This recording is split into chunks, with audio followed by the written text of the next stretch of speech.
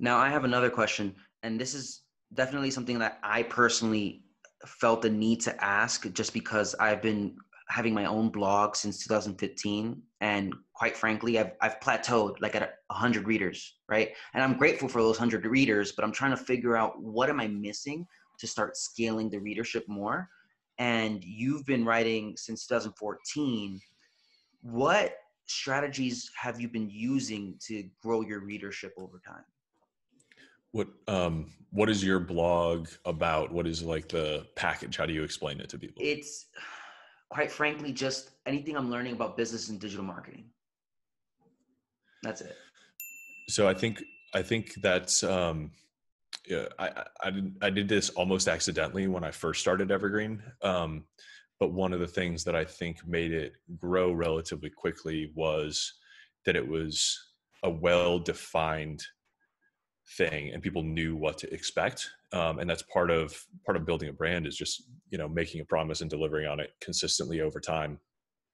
And, it is easy to get people on board or excited about something when they see what's in it for them very clearly and keep coming back to it. And so, Evergreen's sort of structure was each week I'll take one business topic and I'll ask my list to my community to send in the greatest resource they've ever seen about that topic. And I would synthesize it and share back with the community. And so I was providing this like service of curation.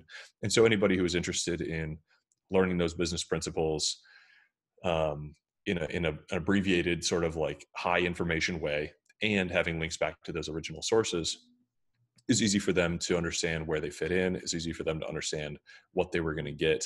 And it was a unique take. Most people are just, there are many blogs similar with a gestalt similar to yours or a proposal similar to yours, right? Like there's a lot of people just writing about what they're interested in or writing about marketing.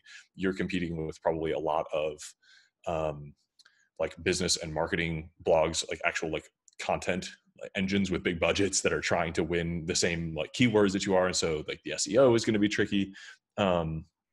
Whereas, there's a lot of people trying to figure out network effects or flywheels or something like as those concepts are emerging and people are trying to figure out like what is this thing? How does it apply to my business? How can I use it? How are my competitors using it? And it engages participation with people. And so it was a novel, like the things that I think Evergreen had going for it is a novel structure.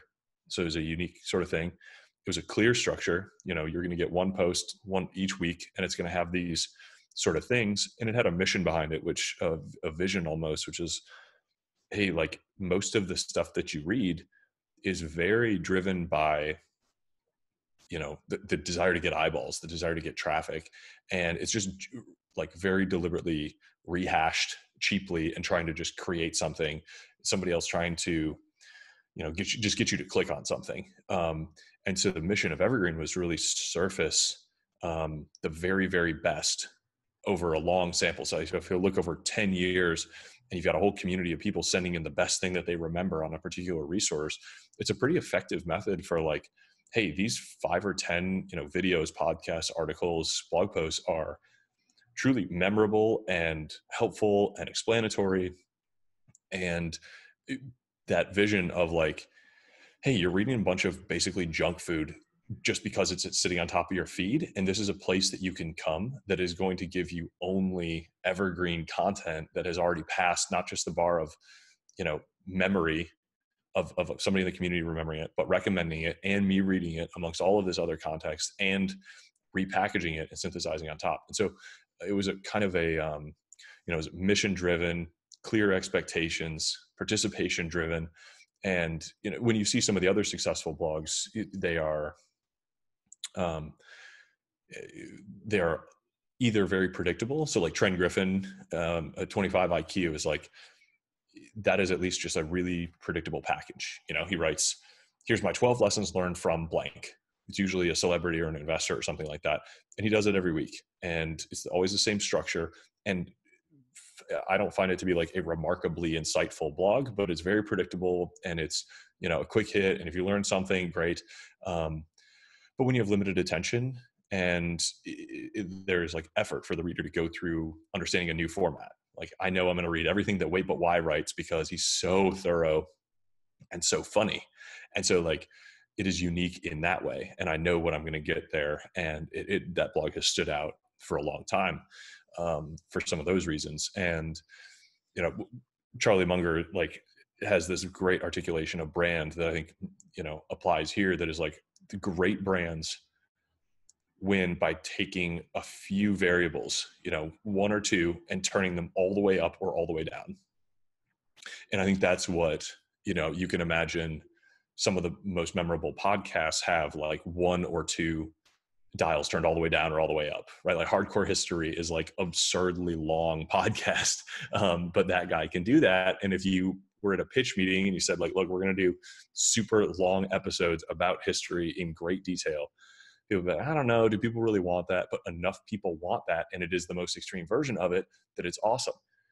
Joe Rogan puts on an episode every single day that's like 4 hours long, but it has a huge viewership because of how people opt into those. And so IKEA is like a traditional, like the brand that Munger uses is like, it's inconvenient as hell. There's one in every city. You have to go through this whole giant maze, and then you have to pick up your own thing, and then you have to take it home, and you have to assemble it yourself.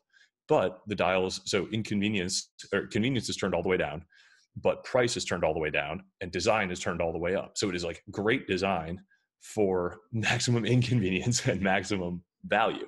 And so looking at when you're creating a new project, or a new blog, a new podcast, something like that, finding, you know, a dial or two that you can turn all the way down or all the way up, just so that you can be memorable, so that you can find your kind of uniquely dedicated audience, because there are going to be people who are attracted to they're going to value the same things that you value and put an extreme, you know, up or down on. And that is going to really help you find your audience and resonate and stand apart from the rest of everything that's going on.